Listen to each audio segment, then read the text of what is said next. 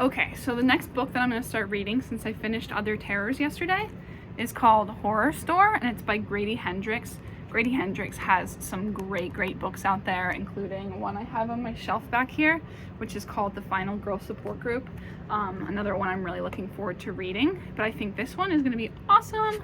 I'm hearing a lot about it. It's about a furniture store and people getting stuck in it, I believe. Yeah. To unravel the mystery, 3 employees volunteered to work a 9-hour dusk till dawn shift. In the dead of night, they'll patrol the empty showroom floor, investigate strange sights and sounds, and encounter horrors that defy the imagination. All right. If there are pictures, I will show you the pictures. Every chapter starts with a blueprint for some furniture, like you would see at IKEA. So this one, chapter 1 is called Brooke. And it says, a sofa that's everything you ever dreamed a sofa could be. With memory foam cushions and a high back that delivers the support your neck deserves, Brooke is the relaxing beginning to the end of your day. All right, and then the chapter starts. It was dawn, and the zombies were stumbling through the parking lot, streaming toward the massive beige box at the far end. Later, they'd be resurrected by megadoses of Starbucks, but for now they were the barely living dead.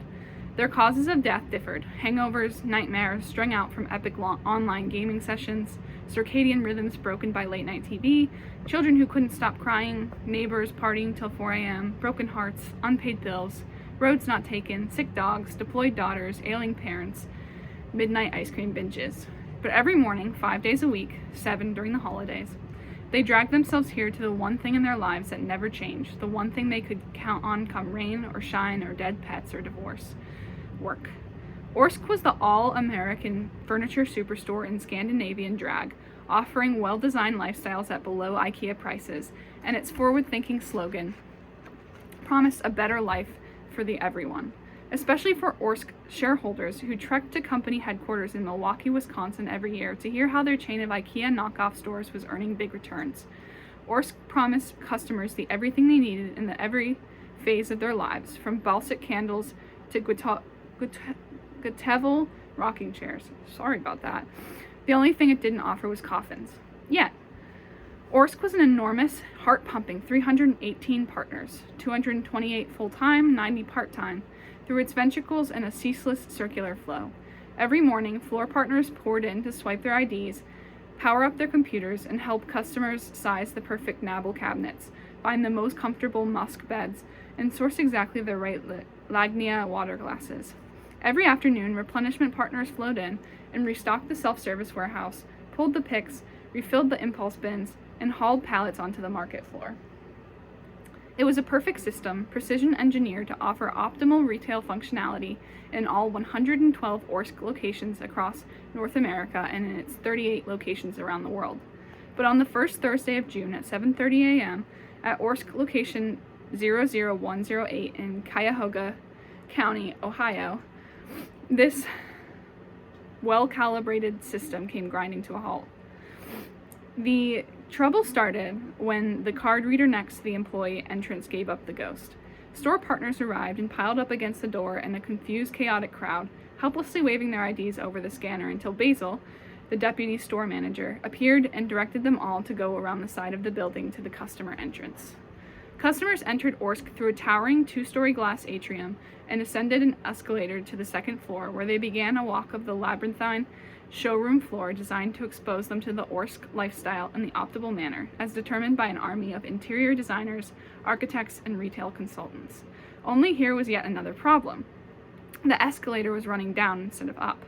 Floor partners shoved their way into the atrium and came to a baffled halt, unsure what to do next. IT partners jammed up behind them, followed by a swarm of post-sales partners, HR partners, and cart partners. Soon they were all packed in butt to gut and spilling out the double doors. Amy spotted the human traffic jam from across the parking lot as she power-walked toward the crowd, a soggy cup of coffee leaking in one hand. Not now, she thought. Not today. She'd bought the coffee cup at the Speedway 3 weeks ago because it promised unlimited free refills, and Amy needed to stretch her $1.49 as far as it would go. This was as far as it went. As she stared in dismay at the mass of partners, the bottom of her cup finally gave up and let go, dumping coffee all over her sneakers. Amy didn't even notice. She knew that a crowd meant a problem, and a problem meant a manager, and this early in the day, a manager meant Basil. She could not let Basil see her. Today she had to be Basil invisible. Matt lurked on the edge of the semicircle, dressed in his usual black hoodie. He was glumly eating an Egg McMuffin and squinting painfully in the morning sun. "What happened?" Amy asked. "They can't open the prison, so we can't do our time," he said, picking crumbs from his enormous hipster beard. "What about the employee entrance?" "Busted. So how do we clock in?" "Don't be in such a hurry," Matt said, trying to suck a strand of cheese off the massive hair surrounding his mouth. "There's nothing waiting inside but retail slavery, endless exploitation, and personal subjugation to the whims of our corporate overlords." If Amy squinted, she could dimly see Basil's tall, gawky silhouette through the front windows, trying to direct the human traffic jam by waving his spaghetti noodle arms in the air. Getting even this close to him sent a cold bolt of fear through her stomach, but his back was turned. Maybe she had a chance. "Good thoughts, Matt," she said.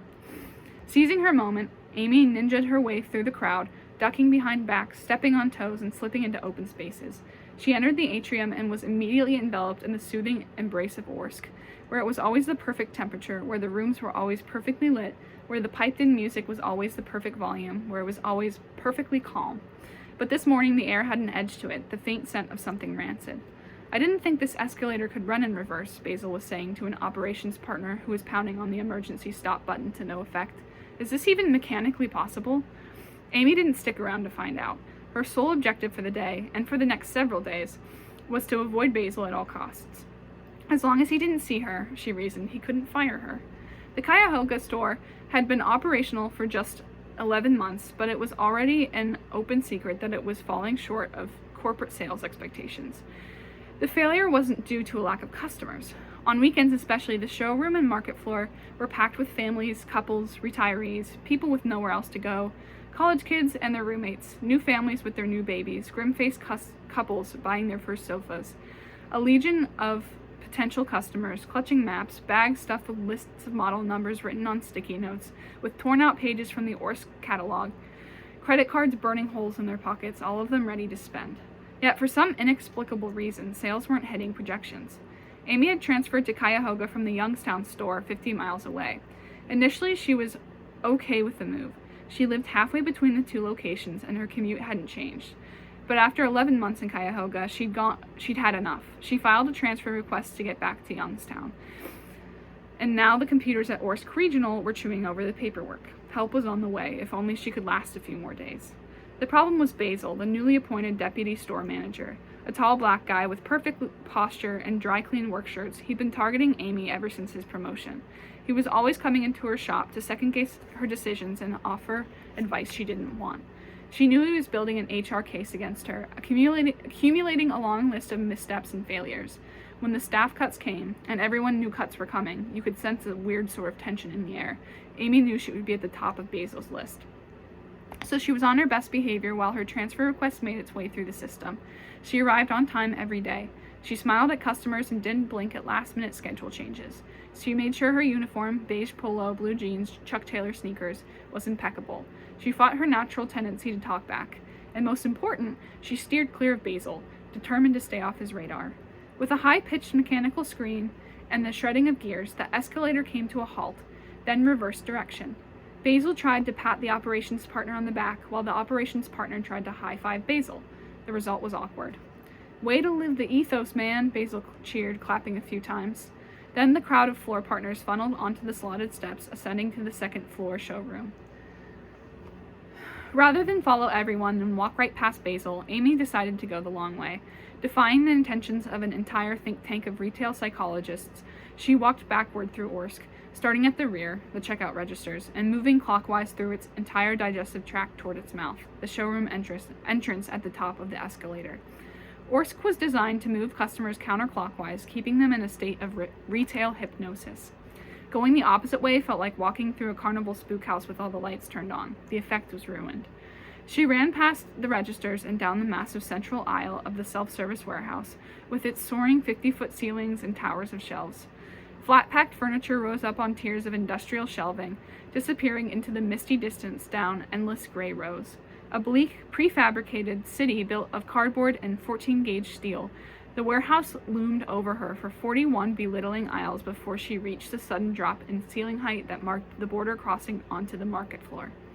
She rushed through the perfumed air of home decorations and its crates of scented candles, sped past the blandtastic art of wall decorations, and pushed through the swinging door shortcut that teleported her from the ball-warmed air of the Lightning Gallery into tableware, where she reached the staircase leading up to the showroom. Taking the steps 2 at a time, she surfaced next to the cafe on the showroom floor. The showroom was a centerpiece of the Orsk experience, an ocean of furniture awash with rooms displays staged to look like real homes decorated with Orsk furniture, all available for purchase in the self-service warehouse downstairs. Amy zipped through Children's, heading for a shortcut between departments when she noticed someone staring at her and skidded to a halt. A man was standing in the distance, up near the Magog bunk beds, and even from far away, Amy knew he wasn't a store partner. Orsk employees came in 4 different colors: floor partners in beige shirts, replenishment partners in orange shirts, operation partners in brown shirts, and trainees in red shirts. The man staring at Amy was dressed in dark blue. He didn't belong. He might have been a customer who sneaked in early. But before she could investigate, the man turned and darted into wardrobes. Amy just shrugged. Whoever he wasn't her problem. Staying away from Basil until her transfer came through, that was her problem. She took the shortcut into Storage Solutions, picked her way through several rows of Taw's and Figaro storage combinations, and finally emerged into the lowlands of Home Office, a shop populated with nothing but desks. Basil stood waiting next to the information post that Amy called home, with 6 trainees in red shirts clustered behind him. "Good morning, Amy," he said. "I need you to take these trainees on the main aisle walk." "I'd love to," Amy said, smiling so hard her face hurt. "But yesterday Pat asked me to floor check inventory." "I need you to take these trainees on the main aisle walk," Basil repeated. "Someone else can do the floor check." Amy was about to protest further. Something about Basil compelled her to argue with every word that came out of his mouth, when her cell phone unleashed a shrill Woody Woodpecker laugh, informing her that she received a text message. Basil watched in disbelief as she fumbled the phone out of her pocket. "Of course," Basil announced to the trainees. "Amy knows that partners are never permitted to bring their phones onto the showroom floor." "It's another help message," she explained, showing him the phone screen. A few weeks earlier, several floor partners had started receiving one-word text reading "help" from the same private number. Proliferating like rabbits, the texts came pouring in at all hours, and they were freaking people out. Corporate claimed that IT was powerless to address the issue since it was technically not Orsk related. They advised partners to block the offending number or consult with their service providers. Amy had tried both suggestions, but the occasional help still slipped through. "All partners must leave their phones in their lockers," Basil said, letting the full force of his disapproval fall on Amy like a rock, where Amy should have left hers before she clocked in. That's when Amy realized she hadn't clocked in.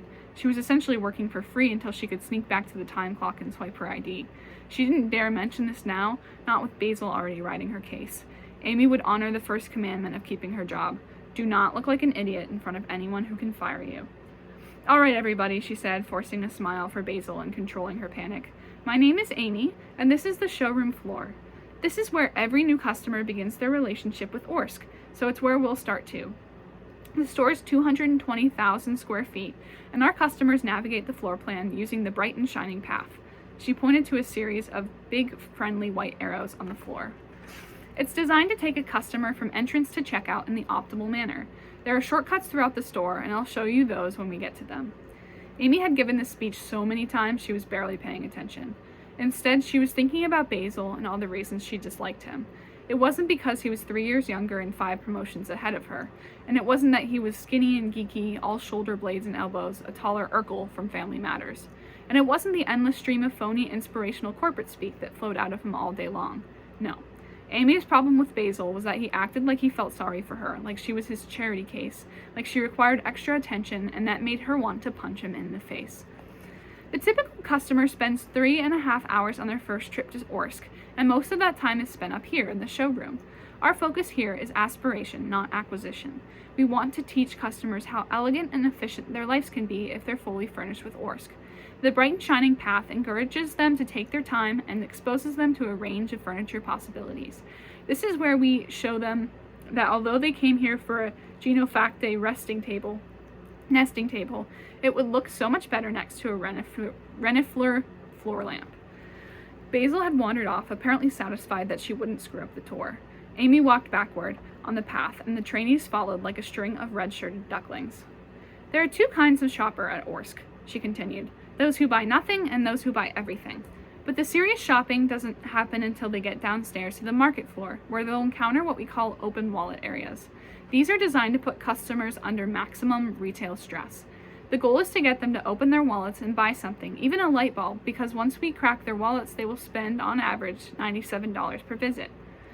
They arrived in living rooms and sofas, where Matt was wrestling a Brooke onto a flat cart with another partner. With Basil a safe distance away, Amy relaxed her tone, ditched her smile, and reverted to her usual sarcastic self. On her left, we see a floor partner in his natural habitat, she announced. To work in living rooms and sofas, you have to be capable of lifting at least 50 pounds, which means only the partners with the hottest bodies work this BA. Does anyone know what BA stands for? Business area? A trainee with braces ventured. And what do we do in a BA? Amy asked. Silence. No one ever answered this question correctly, even though it was right on the cover of the employee manual. We distribute joy, Amy answered. We share the joy of Orsk. 2 steps closer to Matt, and that stink hit Amy full in the face. The smell of sun-baked porta potty, hot dumpster juice, and rotten seafood. It hit the trainees' necks, and they pulled their red shirts up over their noses. The Brooke's upholstery, Blarg, from the classical line, was soiled with dark smears. I'm glad we're seeing this, Amy told them. One of the many benefits of working at Orsk is the opportunity to interact with customers from all different walks of life, including the sorts of people who change dirty diapers on expensive sofas. Actually, Matt said, it was like this when we opened. Which means the closing partners left it for the opening partners to handle, she said. Trainees, it is a dog-eat-dog world at Orsk. Matt shook his head again. I closed last night. When I left, this sofa was fine. No one knows how it happened. Exactly, Amy said, which is why every info post is equipped with Orsk-approved, non-toxic, hypoallergenic air freshener. Because when some lady drops her mutant baby's drippy diaper behind a sofa, you don't want your shop to smell like her beautiful overachiever's butt for the rest of your shift. Does that happen a lot? One of the trainees asked. It never ends, Matt said. People don't come here just to shop. Some of them think this is their living room, only with maid service, and you're the maid. They act like pigs, and you have to pick up after them. Dirty diapers are just the start. Last week, I had a customer chewing tobacco and spitting into a Coke can, but he kept missing and covering the floor with brown oysters. And on that happy note, Amy said, let us proceed to Storage Solutions, one of the least pleasant shops in Orsk, because no one ever brings their exact measurements. For the next 2 hours and 10 minutes, Amy marched the trainees around the showroom, from kitchens and dining rooms to bedrooms, bathrooms, wardrobes, and children. She brought the tour to a close at the cafe around noon, pausing beside a wall of 10 black-framed photographs of the store's senior management, all of them giving their best team players smiles. We end our journey at a gallery of accomplishment that you can only dream of joining, she said. These men and women are the big brains behind Orsk. If you want to keep your job, I suggest you memorize their faces, learn their names, and avoid them like the plague. As the trainees studied the wall, some were taking Amy seriously and trying to memorize the faces. Trinity appeared behind Amy. Do you believe in ghosts? She asked. Amy stepped back, startled. Jesus! I guess he counts as a ghost, Trinity said, but I meant more of the paranormal activity type. I think there are 2 kinds of people in the world. People who believe in ghosts and people who don't. So, which are you? Trinity was one of those happy, super popular, high-energy girls who reminded Amy of the creatures from Gremlins. She was fun for about half an hour, then you wanted to stuff her in a blender. Supposedly her parents were super Christian Koreans, which helped explain her rainbow-colored pigtails, her pierced tongue, the tramp stamp on her lower back, and a full spectrum of multicolored fingernails. Despite the glam punk look, Amy knew the nails cost $125, the hair was professionally dyed, the piercing cost a fortune, and the tattoo wasn't cheap either. Scratch a rebel, Amy thought, and you'll always find a father's credit card. Trainees, this is your lucky day, Amy said, turning to the huddle of red shirts. Trinity works in staging and design, which is just a stepping stone away from working on the catalog in the Orsk USA corporate office. A handful of trainees perked up. The employees in corporate had the best benefits and the best salaries. More important, they never had to deal with customers trying to game them for discounts by pointing out that Target sells a similar item, only cheaper, so couldn't they cut down another 20% off the price? The trainees began quizzing Trinity. How did she know when a room was successfully staged? How long did it take her to learn the 99 Orsk home staging solutions? Was it true that desks with fake computers sold 6 times better than desks without fake computers? HR will be here in a minute, Amy told the trainees. They'll help you continue on your exciting journey with Orsk. No one was listening to her anymore. All eyes were on Trinity. "These are great questions," she cheered, "but I'm only taking questions from true believers. How many of you have seen a ghost? Quick show of hands." Amy left Trinity to baffle the trainees and walked back to home office to start her floor check. Ever since the Cuyahoga store opened 11 months ago, the computers were constantly burping up inventory mismatches. As a result, all day, every day, partners had to troop out onto the floor and hand count the inventory over and over and over again. It was the kind of repetitive labor that killed your soul. The latest victims of the inventory crisis were the Tosser treadmill desks, the first in Orsk's new line of exercise furniture. Amy thought they were insane. For her, the world was divided into two kinds of jobs, those where you had to stand up and those where you could sit down. If you were standing up, you were paid hourly. If you were sitting down, you were salaried. Currently, Amy's job was standing, bad, but she knew that one day, if she was lucky, she could have a job that was sitting, good. Toasters took that universal standing-sitting truth and perverted it. Was a treadmill desk sitting or standing? Just thinking about it made her head hurt.